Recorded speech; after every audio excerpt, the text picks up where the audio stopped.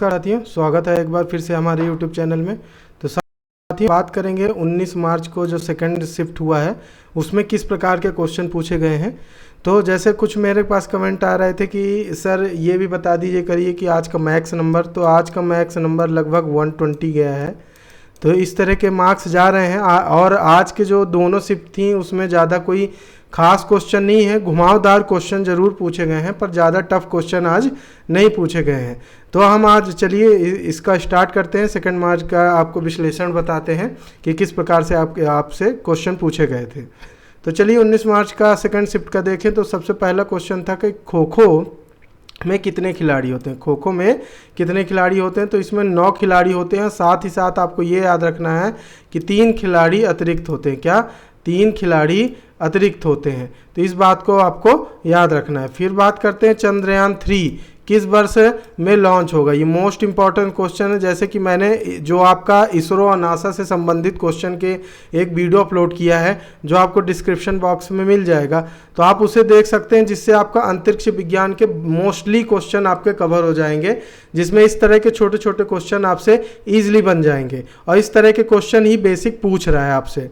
ठीक, तो आपको याद रखना है कि चंद्रयान 3 किस वर्ष में लॉन्च हुआ है, तो ये अगस्त 2022 में लॉन्च होगा। ठीक है।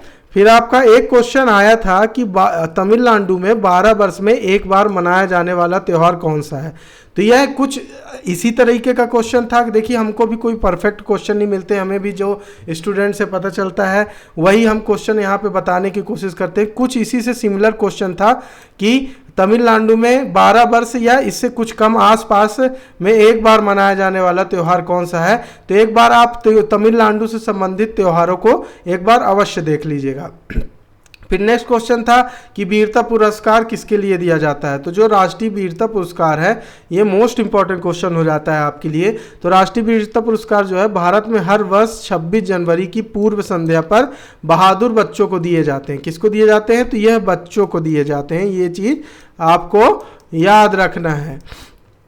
तो ये आप बहादुर बच्चों को दिए जाते हैं। और भारतीय बाल कल्याण परिषद ने 1957 में इस पुरस्कार की क्या की थी? शुरुआत किया था। तो ये भी याद करना है कि आपसे आगे जाके ये पूछ सकता है कि वीरता पुरस्कार की शुरुआत किसने की। तो भारतीय बाल कल्याण परिषद ने की। कब की? 1957 में की। ठीक है। और यह कितने साल के बच्चों तक को दिया जाता है? तो यह 6 से 18 वर्ष तक के बच्चों को प्रदान किया जाता है वीरता पुरस्कार। कब दिया जाता है? 26 जनवरी की पूर्व संध्या को। चलिए नेक्स्ट क्वेश्चन था हमारा कि पर्यावरण को कितने घटकों में बांटा है। ठीक है, पर्यावरण को कितने घटकों में बांटा गया है। तो पर्यावरण के 5 घटक हैं। क्या है? 5 घटक हैं, जो है आपका वायुमंडल, स्थल मंडल, जल मंडल, जीव मंडल और आपका होता है 5वां सौर ऊर्जा। तो ये 5 घटक हैं आपका पर्यावरण से। इन घटकों से संबंधित क्वेश्चन इर्द गिर्द घुमाकर आपसे घुमा कर क्वेश्चन यहाँ से पूछ रहा है। तो इस चीज़ को आपको याद रखना है। फिर एक क्वेश्चन आया था भगोरिया मेला से संबंधित। तो जो भगोरिया मेला है, याद रखिएगा, ये भील जनजाति का एक पर्व है जिसमें शादी होती है। क्या होती हैं? शादी करते हैं। ये भील जनजाति जो अनुसूचित जनजाति है, यह खासकर मध्य प्रदेश के कहाँ पे? अलीराजपुर तरफ के क्षेत्र में, जहाँ भील जनजाति की अधिकता पाई जाती है, वहाँ पे भगोरिया हॉट मेला लगता है। तो इस चीज़ को आपको याद रखना है। फिर एक क्वेश्चन आया था खानों को कैसे सुरक्षित रख सकते हैं, इसकी प्रक्रिया क्या है। तो ऑप्शन तो इसका नहीं पता है, हमें क्वेश्चन मिला है तो हम आपको बता देते हैं कि जो खाने की ये सुरक्षित रखने की प्रक्रिया, जैसे आपको मेन खाने में जो खाने खराब होता है उसका कारण होता है फफूंद या जीवाणु। तो उनसे सुरक्षित करने के लिए जैसे ठंडे क्षेत्र में रखें या कोई औषधि मिला के रखें कुछ समय तक। जैसे कुछ आते हैं आजकल फर्टिलाइजर जिनको मिलाकर, या औषधि आती हैं जिनको मिलाकर रख दिया जाए तो कुछ दिनों तक खाना खराब नहीं होता। तो इस प्रकार से ऑप्शन है। तो आप सामने ऑप्शन आएगा उससे आप समझकर उसको सॉल्व कर सकते हैं। फिर नेक्स्ट क्वेश्चन था चंद्रयान 2 का मॉड्यूलर किस बार बना था। तो ये दिसंबर 2015 में बना था। फिर नेक्स्ट क्वेश्चन था कि श्वेत क्रांति के जनक कौन है। तो ये श्वेत क्रांति के जनक आपके कौन है? वर्गीज कुरियन है। इसी प्रकार आपको सभी क्रांति जितनी भी हैं, श्वेत क्रांति, हरित क्रांति, इन सबके जैसे हरित क्रांति डॉक्टर स्वामीनाथन है भारत में, तो इस चीज़ के लिए आपको ये सब चीज़ें आपको याद रखना है। श्वेत क्रांति किससे संबंधित है? दुग्ध उत्पादन से संबंधित है। जैसे हरित क्रांति गेहूं के उत्पादन को बढ़ावा देने के लिए लाई गई थी डॉक्टर स्वामीनाथन के द्वारा 1969 में सर्वप्रथम। ठीक है, तो इस तरह छोटे छोटे फैक्ट को आपको याद रखना है। फिर कुछ वन अधिनियम से संबंधित प्रश्न थे, जैसे अगर आपने कोई अधिनियम आपका छूटा है तो एक अधिनियम के मैंने वीडियो अपलोड कर दिया है, आपको डिस्क्रिप्शन में लिंक मिल जाएगी, तो आप जाके पूरे अधिनियम वहां से आप पढ़ सकते हैं, जिससे आपके अधिनियम के क्वेश्चन गलत नहीं होंगे।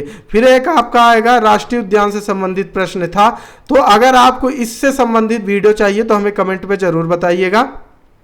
फिर आपका अंतरिक्ष विज्ञान से संबंधित सबसे ज़्यादा आपका मोस्टली पूछा जा रहा है कि किस आपका प्रक्षेपण यान में किस उपग्रह को भेजा गया। इस प्रकार से बहुत सारे जैसे PSLV, GSLV Mark 3, Chandrayaan 2, Chandrayaan first, इस प्रकार से आपका क्वेश्चन बहुत ज़्यादा पूछे जा रहे हैं अंतरिक्ष विज्ञान से। तो आज भी अंतरिक्ष विज्ञान से क्वेश्चन अधिकतर थे।